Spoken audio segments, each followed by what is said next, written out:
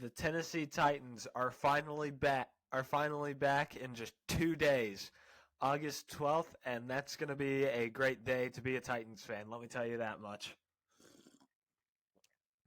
Again, I'm not even drinking coffee.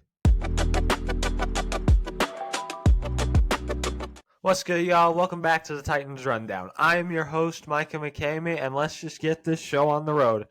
Today we have got multiple things. Like first off, football is back. Football's already been back, but we get to see our favorite team, the Tennessee Titans, play this week. We've also got a right tackle battle going on right now because Jamarco Jones got sent off of the team and he was the favorite for a while. We're talking about how Will Levis is starting to slowly take over as QB2, and I've got two predictions. I've got the Week 4 breakdown against the Bengals, but also I will be talking about this first preseason game that we play. Let's get right on into it, starting out with the 3-minute segment where I don't talk about the Titans. Some of y'all love this segment, some of y'all envy it. I realize that. So if you do envy it, then just skip the next like 3 or about that amount of minutes. Anyway, so I really didn't have that much to talk about because, tomorrow I resume school. I am not excited about that, and it's probably going to make it a lot harder on me because I won't be able to, because I'm going to try and stay as consistent as I possibly can, but but if I do miss a week, I'm very sorry. I'm probably just stressed. So, but anyway, what I was going to talk about was how much I hate Madden. EA Sports has made an abomination of a football game. I'm sorry, someone had to say it. Actually, people have said it. But I don't feel like that there are that many actual content creators stepping up against it. There may be like two, but that's like their primary thing. Like no one else talks about how bad Madden actually is. Like the blocking is awful. Like a dude gets touched, like you could drop a feather on one of your receivers and they end up dropping the ball.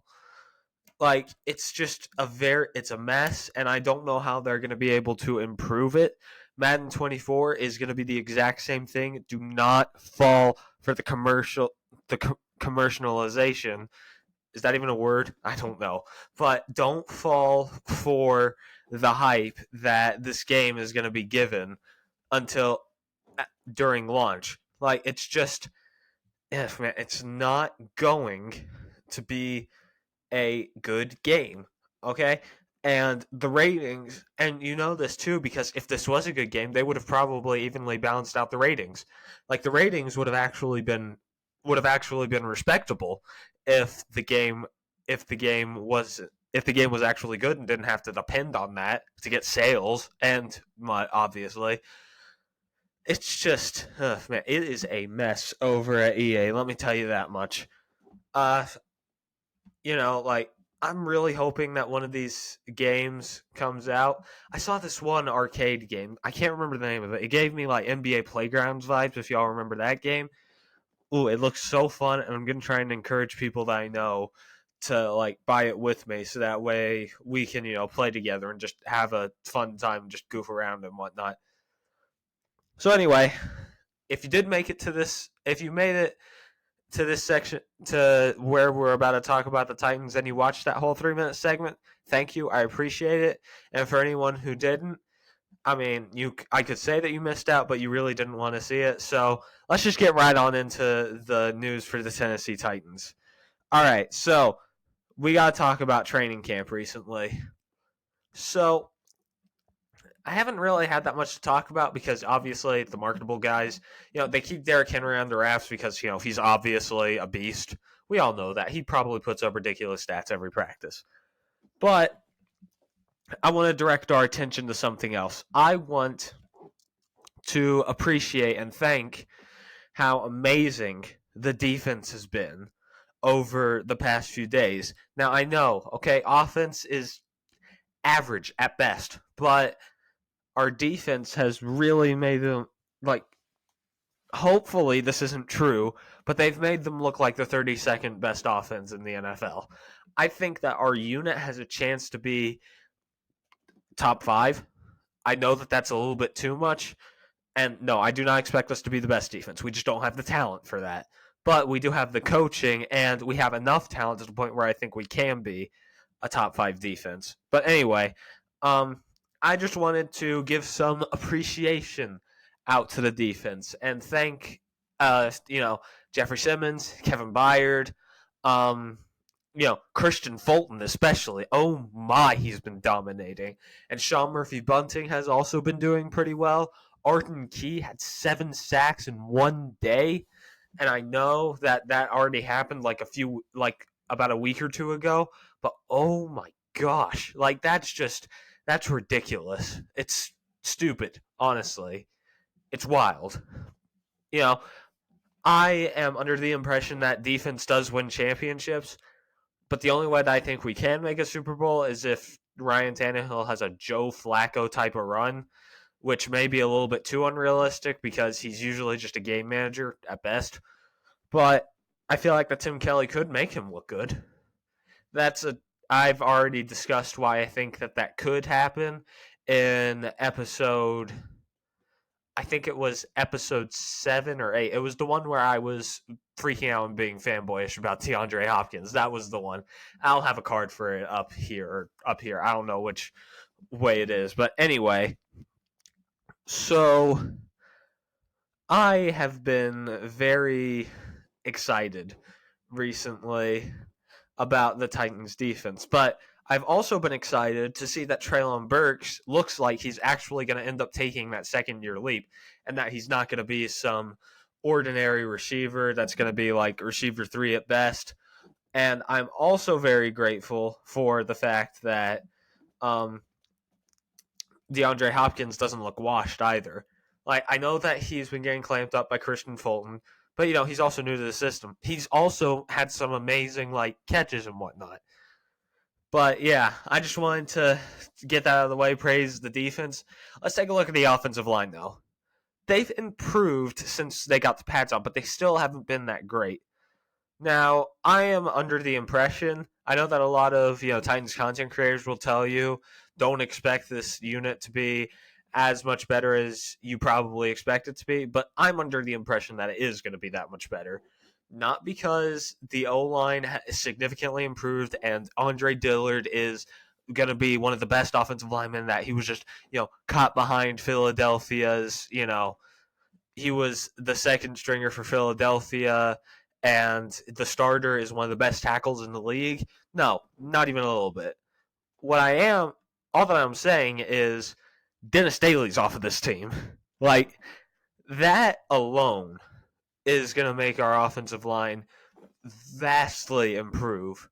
And we also drafted Skronsky, who has looked good in camp, despite what some people will try to tell you, because everyone's trying to keep that under the shadows. Ugh, man. I'm really upset about that because I want to talk about, I know that most people are like, why does he talk about Will Levis so much? I want to talk about Skronsky, but we don't get that much updates on him. And my apologies, I haven't talked about Tajay. I'm just going to say this right now. He looks absolutely amazing. He looks like he's going to be a great third down back for the first few years, and he could take over for Derrick Henry once he leaves or retires even. So, yeah, to me, Skronsky sounds like he's been good, but I am not 100% confident on that because, again, we haven't gotten any news about him. Why? I don't know. It's probably because of how boring he is, let's be real. Literally, I think that there was some source that came out that said, oh, yeah, the Falcons, didn't draft him because he was just so boring to listen to, which is the stupidest reason I've ever heard for not drafting a dude. Because if he's good, then why not, draft him if he's good and he's not gonna be too dramatic, and you don't draft him because he's just boring. That makes no sense. So yeah, offensive line slowly improving, but it is a little worrisome. I'll say that it's going to be our weakness, and it could end up coming back to bite us in the playoffs. Okay, so anyway, let's move on to the next subject. We got a right tackle battle, y'all. All right. Like, Jamarco Jones was supposed to be the starting right tackle, and he was favored to be the starting right tackle. Man. But you've probably heard by now, he got into 2 fights. He had anger issues. He got into a fight with Taylor Lewan last year. We tried to give him a couple of chances. We gave him 2 chances. This was his 3rd strike. Vrabel does not put up with a crybaby or someone who has anger management issues. It's just very upsetting that a man that could have probably started, and who knows, if Nicholas Petit-Frere ended up being as bad as some people expect him to be, he could have been the permanent starter at right tackle, at least for this year. But he decided to go throw that all away by getting into a fight. If that came off a little sappy, my apologies. But anyway, so Chris Hubbard is the favorite right now, but we did also sign a dude whose name I can't remember. I'm so sorry, y'all. I can't remember his name right now, but he was a tackle for the Cardinals and the Raiders for most of his career. So like I think that I can trust that, but I'm not too sure if I am completely trustworthy of either of these dudes, because last time that they did anything notable was 2019, I believe. So like, it's kind of upsetting, honestly. We should have never, I don't know why, we should have never let go of Jack Conklin. Now, I know what you're thinking. Has Jack Conklin even been that good in Cleveland? Yeah, he's been okay, but he hasn't been bad by any means. He's actually been solid. That's what we need. Sorry for the camera shaking. That's what the Titans need right now. They need a just solid offensive lineman. And we could have had that, but we decided to let him go and give. I love Taylor Lewan. Don't get me wrong. Great guy. I met him. But we should have given Conklin that money. It's just kind of unfortunate. So, yeah. So we've got a big old right tackle battle going on right now. And who knows, maybe even Jalen Duncan just starts, showing amazing flashes and we decide to start him and see what he's got. That may happen, but it's probably not. So my final prediction is that Chris Hubbard gets the starting spot. Golly, that camera keeps on shaking. Is that Chris Hubbard gets the final spot, but it could go any other way. Let's be real there. So, or we could even move Aaron Brewer to right tackle. His first name's Aaron, right? But yeah, we could move him to right tackle and then let Levin start at center. But yeah, overall, right tackle is probably going to be Chris Hubbard, at least in my opinion. Let me take a sip real quick. My throat is starting to get a little rashy. Anyway, so 3rd segment of the episode. Okay, so the last 2 days, or at least yesterday, was not that great for this cat. I know that. But people are going to try. So here's what I've realized. The majority of people, after seeing what Will Levis has done in the past few practice, are saying, oh yeah, he's probably going to end up being the QB2 and whatnot. At least that's what the majority of people are thinking. But whenever you look at what people are saying, there is this gigantic, I call it the Malik cult. For some reason, there are some people, I'm not too sure if they just forgot what he looked like last year, or if they just thought, oh, he's still just got too much potential. But there is a gigantic, maybe not gigantic, but there is a small amount of percentage of Titans fans that actually believe that Malik Willis is the future starter. Don't listen to him. He's not. That's just the truth. Okay? Will Levis may not be either, but I would rather put my eggs into the Will Levis basket than put them into the Malik Willis basket. Malik Willis played in a spread offense in college, and he couldn't adjust to it whenever he came into the NFL, and he just did not play good. That's just the truth. Why are so many people high on him? I don't understand. Like, I know we didn't help him, okay? Robert Woods was not good last year. Nick Westbrook-Ikine, mediocre, as always. And Treylon Burks missed, like, half of the season. But, like, he doesn't have it. His mind isn't fast enough. Now, yes, he is a very smart dude. I won't deny that. And he's got a good pair of legs to run on. But he's just not going to be the future of the Titans franchise. He may be the future of some other franchise. Okay, whatever. But he's not. He doesn't fit the Titans. That's just the truth. That's basically all that I have for him. But anyway, let's get to the topic of the person that I'm actually talking about here, Will Levis. So whenever he started to back me up in a way, like obviously he didn't do this, like, oh yeah, I'm going to go back up this guy on the Titans rundown, Micah McCamey. I'm not big enough for, players to actually be seeing my stuff. I may be big enough for moms to see my stuff, but I'm not big enough for people like that to see, for actual players to see my stuff. So what I hear is that Will Levis went 6 for 7 for 5 touchdowns. I know, red zone, whatever, but he was just on fire that day. And yes, one of his throws was, not that great. But he still looks like he's improving. All right, then in another practice, he went 5 of 11, but he had 3 touchdowns, and he started the day 0 for 3. And if he would have even started the day 1 for 3, he would have been 6 for 10. I may be wrong. Correct me if I am. But I will say that Friday's practice, was not good. Like, that's just the truth. Friday's practice was an abomination, but that was by all of the QBs. Malik Willis went 4 for 9 and probably had the best day out of all of them. That's how bad it was. All right, no offense to Malik, because he did play, because again, he played better with the wet footballs, but he didn't do good. Will Levis went 3 of 9, and Ryan Tannehill went 8 of 18.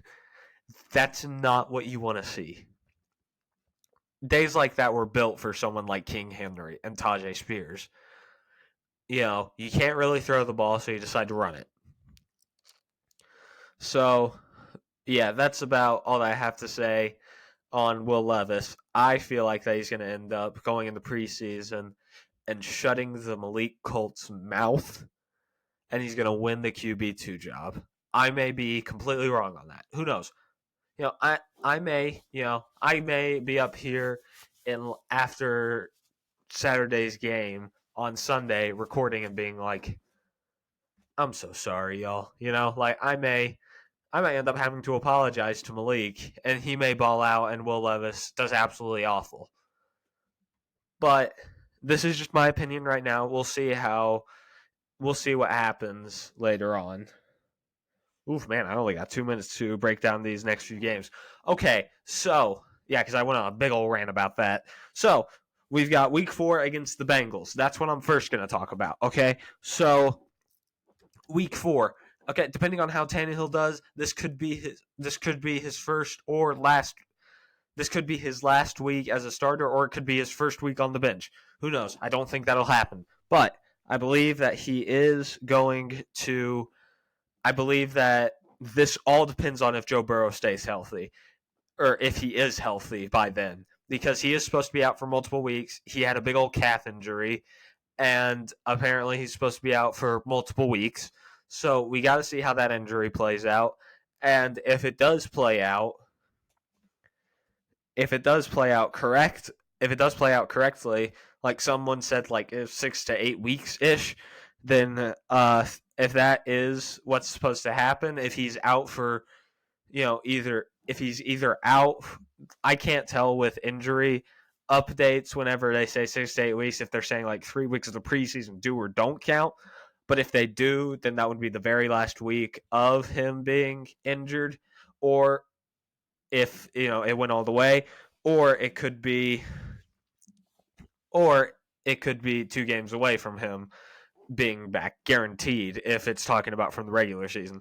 So if Joe Burrow isn't in this, then I think that we win. I think that this ends up being like a 28-7 slugfest if Joe Burrow is out, because I don't think that the Bengals would be able to hold up against the Titans defense without him. And if Joe Burrow is there, then we lose. And it's going to be like a 24-28 game. That's just how I feel. But anyway, I got to also talk about that preseason game before I have to sign off. So, the preseason, week 1 of the preseason, we play the Bears at Soldier Stadium. So, Skronsky gets to, get a little taste of what it's like back home. So, I don't have a final score projection for this. I'm just going to highlight some of the stuff to look out for. So, look out for the QBs, okay? I'm not too sure what they're going to do, if Levis is going to start the first half and Malik's going to start the second half, or it's vice versa, or they just start one, then start the other the next week, and then let them split on the last week of the preseason. I don't know how it's going to work, but just watch out for that QB2 battle. See, what happens. See who you think will have better potential. We've also got a kicker battle going on right now. Again, the weirdest thing that I feel like I will ever say. But watch out for, let's see how Trey Wolf does, or let's see how Caleb Shudak does. I'm gonna think that we're gonna try longer field goals with Trey Wolf, just to see if he does have the leg, because I believe that if he does, he's gonna make the roster and he's gonna beat out Caleb Shudak. But we need to see both of them. I still think Trey Wolf's going to win the job, but that's just my opinion. You can formulate yours on Saturday. But we've also got the last thing that I want you all to look out for is that running back 3 battle. Okay, because it's not as clear cut as I expected it to be. So it's between Hassan Haskins, I believe his first name is Julius Chestnut, and Ward. It's between those 3 guys, and you may need to watch out for that, because, we need a solid running back 3 just in case if, Derrick Henry were to go out, or if, Tajay Spears were to go out. We just got to see, how that ends up playing out. So anyway, that's going to wrap up today's episode. This has been a rundown of the Tennessee Titans. I'm Micah McCamey. I love y'all, and tighten up.